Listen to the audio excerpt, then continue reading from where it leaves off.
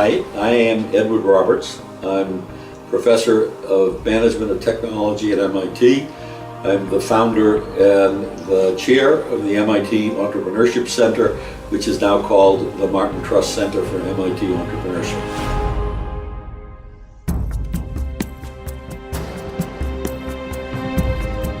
In all of these times, I've had a spectacular time of learning and enjoying everything I did at MIT, but there is no question I have enjoyed far more the kinds of involvement I have had since I moved from the engineering school to the management school.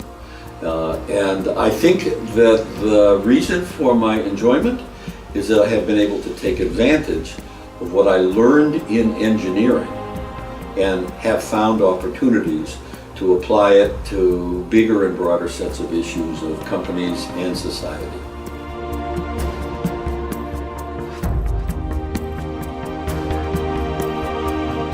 So the book was published in the early 90s. It was written because I wanted to prove that the field of entrepreneurship had a legitimate empirical and theoretical basis. Until that time, the literature of the field of entrepreneurship was practitioner literature. It was written mostly by people who would tell you how wonderful they had been as entrepreneurs, and from the stories of the one or two companies that they succeeded in, and only people who succeed write books about their success in entrepreneurship, what they knew about what entrepreneurship was about. What I wanted to do is I wanted to show that the 25 years of research I had done until the book was written in fact laid a different kind of a basis for looking at the field, that we really learned things from carrying out studies, that what we had learned were important things. What has happened since then, I would say, has two directions of change. First, the field has become cumulative in that in 1990, at MIT for example, I was the only faculty member spending any time on entrepreneurial research and on general education. We had one outside practitioner teaching a small course. No other faculty member in all of MIT cared about researching the phenomenon of entrepreneurship. The field of entrepreneurship outside of MIT was similarly absent academically. It had a bunch of people running entrepreneurship programs. They were practitioners for the most part.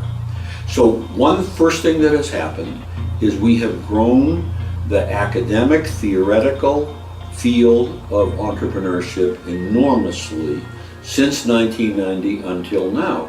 Earlier today, we were talking about the fact that in 1990 I started the MIT Entrepreneurship Center. We are celebrating next year our 25th anniversary, and we were having a meeting to discuss what is it we are going to do to celebrate the anniversary. And one thing clearly is we are discussing putting together a book of our alumni at the PhD level and our alumni of faculty. Some are still here, but many came here and then went to other institutions. We want to document what all of them have found and have added to the field of entrepreneurship. But the second thing we wanted to do, and the second area of change since 1990, is that we have had enormous impact on the practice of entrepreneurship. In 2009, I published a report. The report from MIT was, in a way, more important than my 1990 book, because what the report did was it reported our study of 50 years of MIT alumni entrepreneurs. And what it showed was it showed the impact of 50 years of MIT alumni who had become founders of new companies and who, when we did the study, were still alive. So looking only at living MIT alumni, when we carried out the study in the latter part of 2006 was our final data gathering, 2009 was the publication, we found 25,800 companies still existent, run by still alive MIT alumni. Those companies employed 3.3 million people worldwide. Those companies did revenues worldwide. of just under $2 trillion. The aggregation of MIT alumni companies still alive made that group of firms the 11th largest economy in the world, considerably larger than Bulgaria. So, and by the way, at the time, tied with Russia in the time that we carried out the study in terms of economic size. So forget about whether it's tied with, bigger than, or what have you. The key thing was that in the period since 1990, we had evolved the field to the point of affecting so many graduates in so many ways that they, not us, they had significant impact by building companies all over the world. By the way, a comment that would be relevant to your audience is that the foreign student alumni of MIT were considerably more active than the domestic alumni of MIT in forming companies and in building them. Half of the foreign alumni who built companies built them in the United States. They stayed. Half of them went back to their own countries to build companies there. So that's another aspect of the kind of impact, and it has happened very heavily since the publication of that book.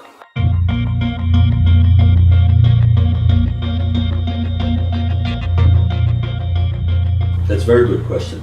The reason I found the center, by the way, against opposition, a lot of opposition here, the reason I founded the center is that as the sole faculty member interested in the field, when we had a requirement that every degree recipient do a thesis, I was barraged by students from all fields coming to see me because they were interested in entrepreneurship and they felt they would like to do a thesis in entrepreneurship.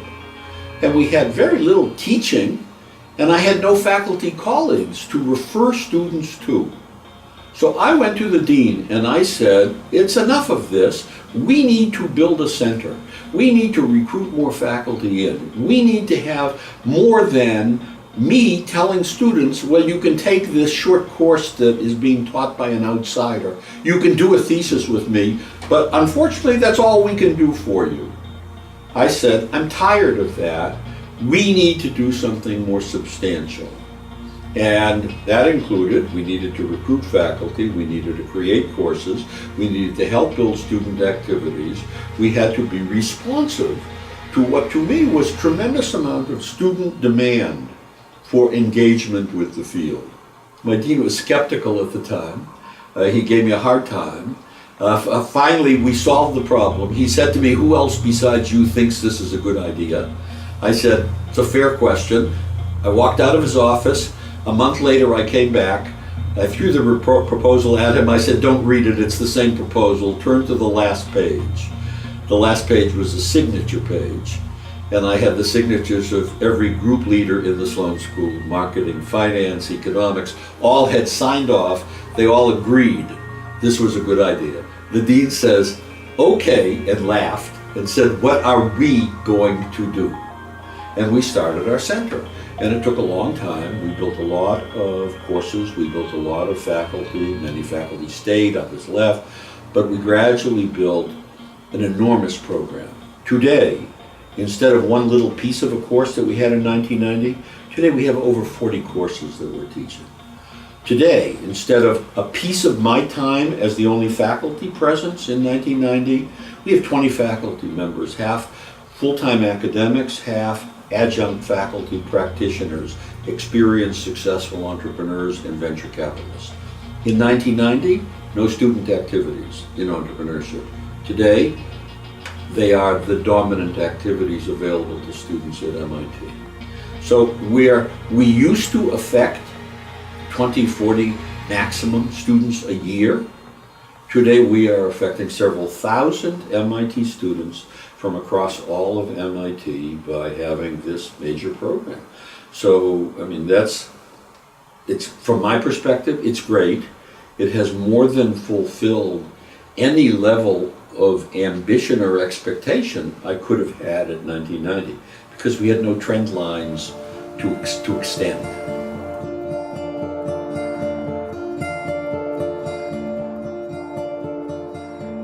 If you look at the way in which other countries come to us repeatedly and increasingly, I think that the answer is, it appears that almost all of the rest of the world thinks so. It's not just do we think so, it's that they think so. It shows up in our programs because we have launched two different programs that are both globally oriented. One we call REAP, R-E-A-P, Regional Entrepreneurial Acceleration Program, in which every year we recruit teams. I could tell you at length about how the team is, but it's not important. Teams from 7 or 8 regions of the world to work with us for the next 2 years on helping them to develop comprehensive plans for how they are going to accelerate entrepreneurship in their own area. And the teams come from all over the world, but they're limited because we don't have enough staff resources to do more than 7 or 8 teams a year from different regions. That's one of our outreach. A second outreach is we started internal to MIT, an accelerator program, a 3-month program in the summer, in which we take student teams, carefully selected, and we help them advance the ideas and the company development notions they have. 2 years ago, we changed the name of the program from Founders Skills Accelerator to Global Founders Skills Accelerator, and we concluded that in addition to MIT teams, we would admit teams from other countries of students. So we're talking about young people who are in teams to form companies. We now admit, this year we had 15 teams, 11 were from MIT, 4 were from other countries. Comparable. They live together during the 3 months of the summer, they're working in the same area, they're interacting with each other and the like. The governmental enthusiasm that we see in all of these other countries is very significant. We have many more countries that say they would love to have their young people coming and experiencing the same thing. So I would say all over the world we are encountering people who are acting with their feet to say, we want to move ahead in entrepreneurship.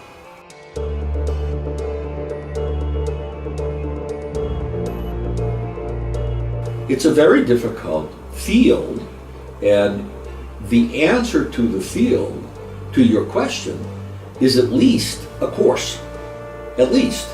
Because we would take a question like that, and first of all, we'd separate it. We would talk about how do you manage innovation projects, and secondly, how do you manage startup new companies, the entrepreneurial projects. And we would see them as related but different. So you stop short, if it's just innovation, from a whole series of additional questions when it's entrepreneurship.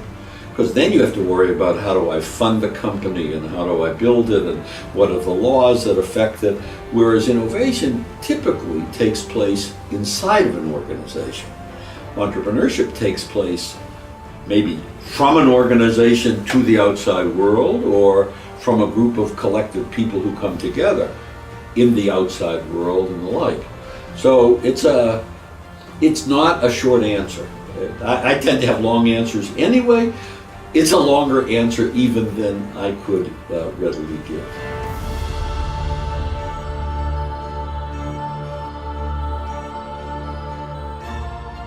Well, there's been exponential technologies for a long time. They just change from time to time.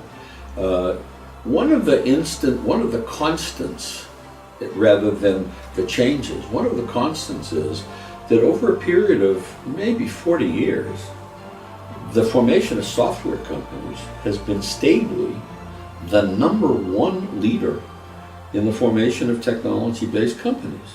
And that's, I think it's a surprise to a lot of people, but we have good current data. And you can look at this and track it, even if we just look at MIT graduates over 40, 50 years, and you find, surprisingly, software has been there all along. New fields of technology emerge and frequently vanish. So you get something that becomes hot, it may for a period of time become a source of exponential growth of excitement and participation, company formation and development, and then very frequently it saturates or goes away.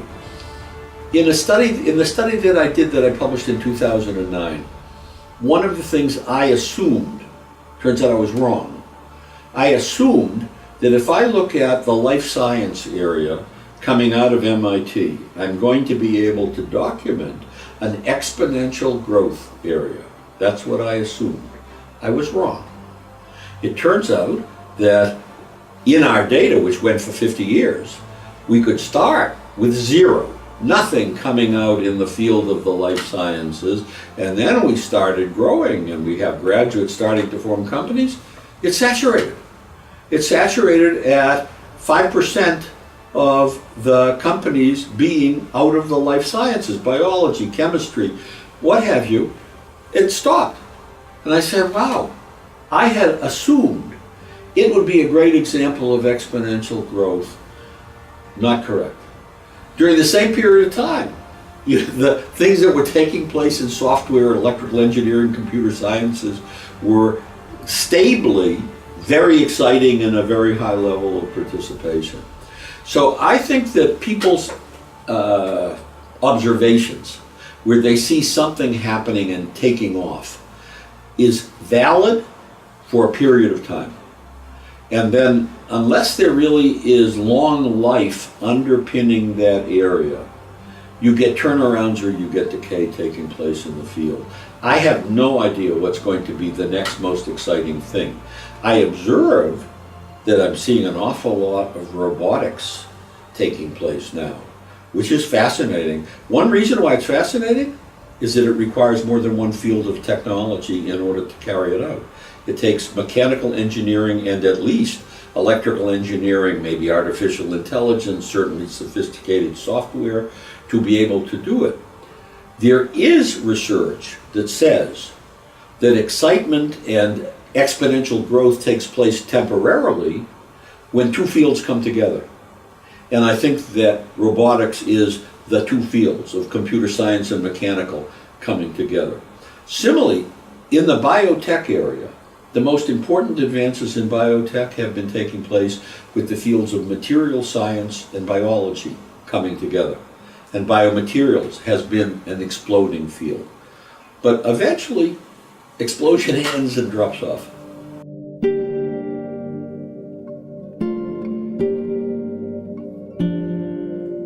First, when you talk about democratizing society, one of the things you should be conscious of is that innovation process itself has been democratizing. Namely, it's been changing from a field in which individuals dominate to a field in which more and more groups, and now moving from groups to communities, become the sources of innovation. My colleague Eric von Hippel has written maybe the best book in this field called Democratizing Innovation. And he talks about essentially the crowd movement without having gotten to the point of crowdsourcing and what today's words are. He was seeing this and documenting this phenomenon for a long time. So democratization occurs within innovation. Now, the effect of innovation is your question, really. And I think that both things happen in different ways. The fact that information technology has become far less expensive and ever present and ever available is certainly a trend that is like the wave in which rising waters occur and everybody rises with it.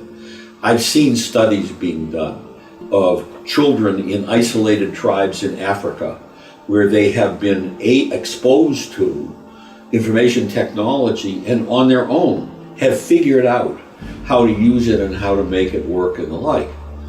But there's the bad side of it in the sense of your concern that I think that some aspects of technology are available only for those who can afford it. And you have had in this country an observation that there are growing gaps between the haves and the have-nots. The gaps occur heavily based upon educational differences. And those educational differences are more than just technology, but they certainly correlate very heavily with access, utilization of technology as well. So I think there's both, and I don't know, I wouldn't predict that there's going to have one side of this versus the other be more effective over time. I think certainly for some period of time, both kinds of trends are going to continue.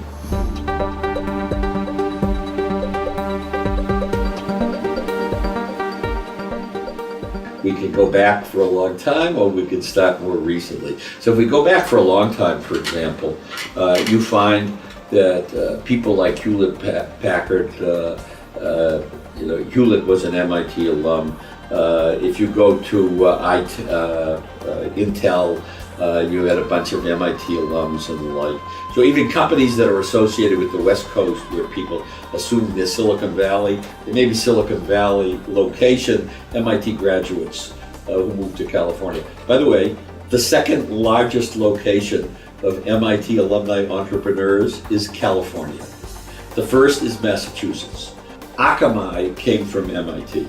Akamai carries 30% of the internet traffic. It is what allows the internet to function meaningfully by processing messages very rapidly. If you look at today's hot thing, which I discourage, of social media. Social media has been the product of Stanford more than any place else, and the rest of the California crazies. But there are some important things coming out of here as well. There's a wonderful company named Roku that came from here that now is in California, but sold out to a California company. Kiva Systems is the kind of company more typical of MIT. Kiva is a robotics company. It's the robotics company that makes feasible overnight deliveries coming from all of the online operators. It was founded by two co-founders from mechanical engineering at MIT, one of whom had spent 10 years in California, then they moved back to Massachusetts to start the company. Last year, it sold out to Amazon for $700 million. The company is still located 15 miles away from here, and it's a very exciting, current kind of company. If you look across different fields, you can find leading MIT companies in every field. The company that invented musical games is Harmonix, which is an MIT company, two guys who came out of the MIT Media Lab. The company is located less than a mile away in Central Square in Cambridge. So there's all kinds of companies in all kinds of fields. I think the important thing is not which of the companies are dramatically important, as much as how many people coming out of MIT are seeking to have their career and their impact on themselves and on life take place through entrepreneurial founding and entrepreneurial development. And there we just keep growing the numbers, and I think that's delightful. Who's going to be successful next year? Haven't the vaguest idea.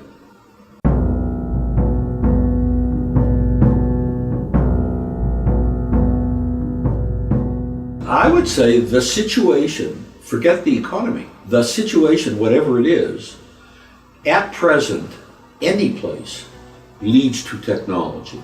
The reason for it is that the people who, as you live a life, whether your life is a life at work, or a life of pleasure, or a life of home, whatever it is, you are experiencing various aspects that bother you, various things that fascinate you, and you are, as an individual, the source of experience as a user, experiencer of elements of life. If you are entrepreneurially inclined, you react to those experiences by saying, hey, I could do something about that. I could solve that problem. I could improve my personal well-being. I could fix that issue someone else is experiencing. An example, is medical technology. A very large fraction of entrepreneurs who start medical companies are highly motivated because of personal or family experience and crises in the medical area. More so than any place else. It is visible. If you look into medical companies and say, where did this one come from? And you find the founder was very actively concerned with his mother encountering cancer, his brother dying of some disease, having an accident and being injured and finding the recovery difficult. And people then, who are entrepreneurial and creative, think about it and say, hey, what could I do differently related to this kind of experience is very important. And by the way, it causes, therefore, the foundation of a lot of companies that I would say have double bottom lines. The bottom line of profitability and growth, perhaps, and the bottom line of doing something that is socially terribly important. I see, by the way, today, more and more young people very interested in double bottom line companies, that they want to create firms that have social impact and consequence, not just making money and providing revenue for themselves. By the way, relating to that, more women are interested in doing social impact entrepreneurship than men. And more women are interested in social entrepreneurship, social impact companies than non-social impact companies. So in my class, I run the intensive entrepreneurship track in the Sloan School. In my class, the women in the class are much more oriented toward, they're participating in everything, much more oriented in what can I do to do something that I regard as worthwhile. And it's just another evidence that men are different from women.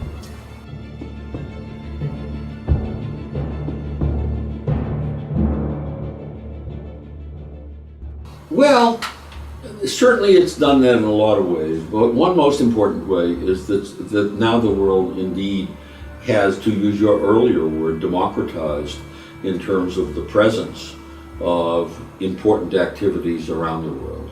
I mean, I lived through the time period where China was a place that was no place, didn't mean anything, and was a place that, if anything, needed a lot of help. Now you find China as a great nation. You could see that I went to Israel in 1959. Israel did not have high-tech revenues. I remember in the 60s going to a conference in which they said if we could increase our export of oranges by $5 billion, that would really cure our economic needs. I have no idea whether Israel has any significant exports today of oranges, but their exports of semiconductor chips is a very different story. So the world has become a world where the presence of knowledge, skills, scientific capability, entrepreneurial energy and activity has become far more present all over the place. The very next great thing may happen in some place you never expected it to happen. That's one very important way by which the world DNA has changed. I think another way the world DNA has changed has been that the world has become, in many ways, a more difficult place to live in, associated with the increased knowledge, information, capability. Suddenly, everybody has the capacity to make war. Didn't used to be true. It used to be true only that a few nations had the capacity to make war in a meaningful way, and so you worried about a relatively few nations and their relationships with each other. Now, small groups of people, any part of the world, can create vast destruction, any part of the world. That's a very important kind of thing. I heard this morning as I came in that 30 countries will be meeting today in France under the auspices of the French foreign minister to discuss what are they going to do about ISIS. That itself is astonishing. 30 countries getting together to talk about a nemesis that arises from something that didn't exist to your knowledge a year ago. So this is part of, I think, a shifting DNA that has occurred. The DNA of healthcare is important change. We've gotten better and better and better of helping people to stay well and be well. At the same time, we have new diseases and new issues that are affecting people in remarkable and difficult ways. You know, we never had a crisis of Ebola at the level that it is today. Is this a predictor of anything? No one knows. So I think that you can look across all aspects of society. You find pieces of change that seem to be important and significant. The issue, using your words, have they changed the world DNA? DNA is supposed to be fundamental and underpinning. I don't know. All we see is we see surface level things. So we see what's happening here. Do we know what's happening here at the DNA level? Not so clear.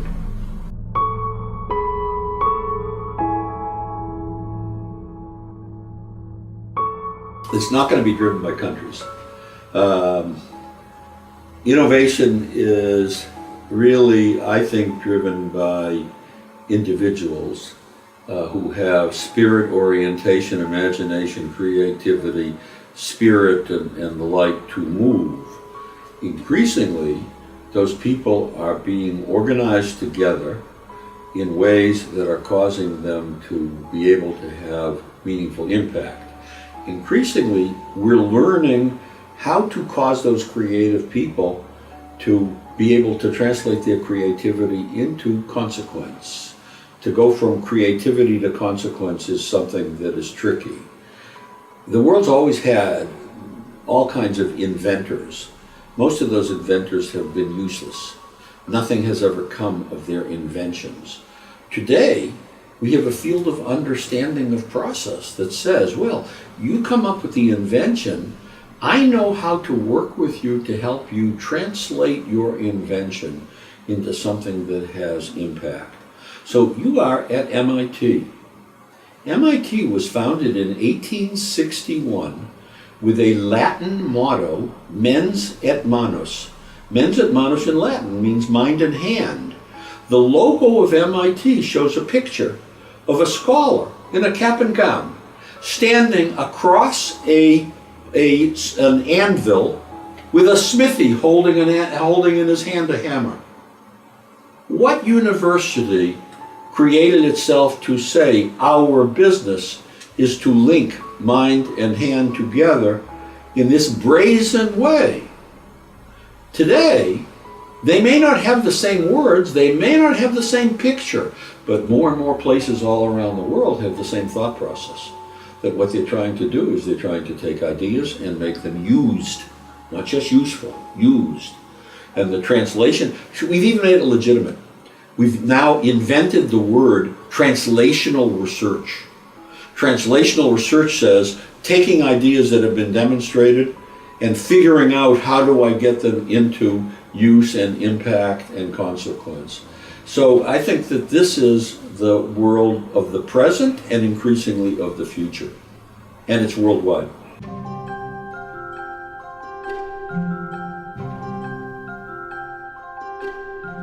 Fun fundamentally, I am 78 years old. My birthday to become 79 is in the middle of November.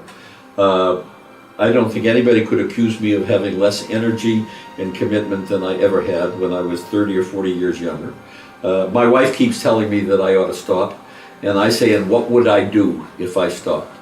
Because of the fact that it is joy, fun. Every day I come to MIT. I encounter people who are highly motivated and smart. I love to work with them. I love to challenge them. I love to help them. I see in what they do, not me, what they do. I see great sense of personal satisfaction because I can see that, hey, I encouraged somebody, influenced somebody, affected their direction, and they're doing important things that are good.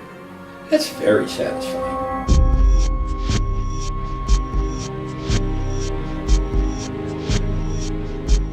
Entrepreneurship by itself is one of them that I felt that we could do something different and make it happen. My first technical field, I came from electrical engineering, and I came to Sloan to join Jay Forrester to create the field of system dynamics modeling. So it began by looking at big pictures and figuring out how in the world do you take and do big things rather than small things. And I learned a lot about that, and I pursued that for many, many, many years. I found problems in the healthcare field that intrigued me. And I found other people around MIT to work with me. We created programs of healthcare management that we pushed here for 10 years that intrigued me. And you know, entrepreneurship I started working on in 1964 as a second-year assistant professor. And today I'm still working on it in different kinds of ways. The wonderful thing about being a professor at a place like this is that once you have gotten to a point of some level of achievement, you are free to direct yourself into whatever is the most challenging and rewarding thing from your point of view. And that's been wonderful. In the process, I've started a lot of companies. I started a company in China that's one of the first internet companies, Sohu.com. I co-founded with a PhD in physics from MIT. I started a medical information company, Meditech, that serves 30% of the hospitals in America with total information systems. I'm still on the board of that company, which is 40 years old. So, you know, I've been involved in the translational activities of going from ideas to implementation of those ideas, even in the entrepreneurial way. I did an accounting of myself in terms of how many startup companies have I invested in, many of which I've then served as a director, but how many I've invested in? I've invested in 125 startup companies over the years. Imagine the number of sources of excitement and of success and failure that I have experienced in that 125. Each one is its own story and its own episode, and they've all been, in their way, exciting, opportunities to learn, opportunities to benefit myself and others. So, you know, to me, how could I possibly find a better life?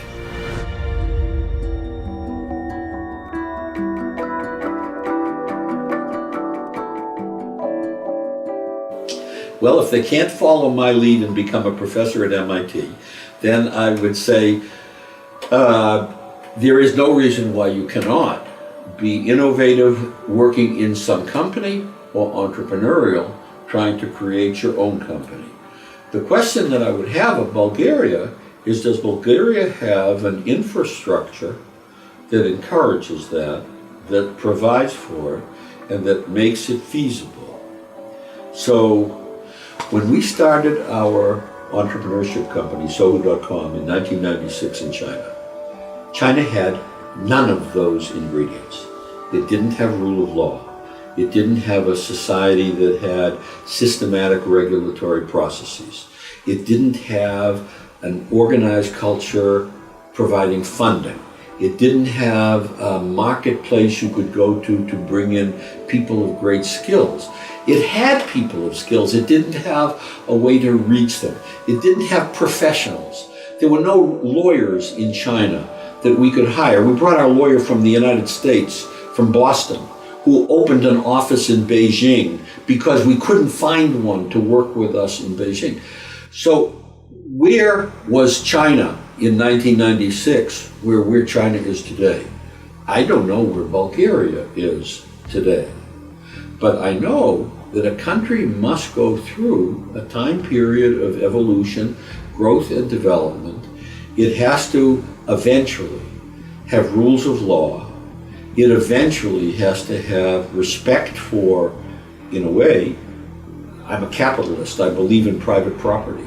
It has to have respect for private property. Why? So that people can receive rewards for the efforts that they expend that turn out to be substantial. You know, it has to have protection of intellectual property, which China still doesn't have. But that would strongly encourage it. And, you know, you have to have enough rewards at home You have to have the ability to translate your success into improvements in your own life to keep you there. Does Bulgaria have brain drain of people running out of the country to go someplace else? If so, the country needs to worry about what can they do to hold on to people and attract. And you don't hold on to them by grabbing them. You hold on to them by attracting them to want to stay. Interesting to me, I sense, with current updated study of my alumni studies going on right now, my bet is we find more of our foreign students going home to start companies home. Why? Because of two forces. One, the United States, we're doing a terrible job of attracting foreigners to stay. We have the most dumb visa system and green card system imaginable. It's gotten worse and worse and worse. Versus other countries that have realized they want to do proactive and positive things to attract their people to come home to live and to contribute to their countries. So my bet, I haven't seen our data yet, my bet is we're going to see more foreign student entrepreneurs, but a much larger fraction of them going home to be the entrepreneurs at home. I think that's great, and I'm not sure that we can segregate our data to go count on how many Bulgarians are in the sample. I'm sure the data exists. I'm not sure that we have a good tracking of it. But I think that that's the sort of thing that seems to me to be worthy of occurrence elsewhere in the world.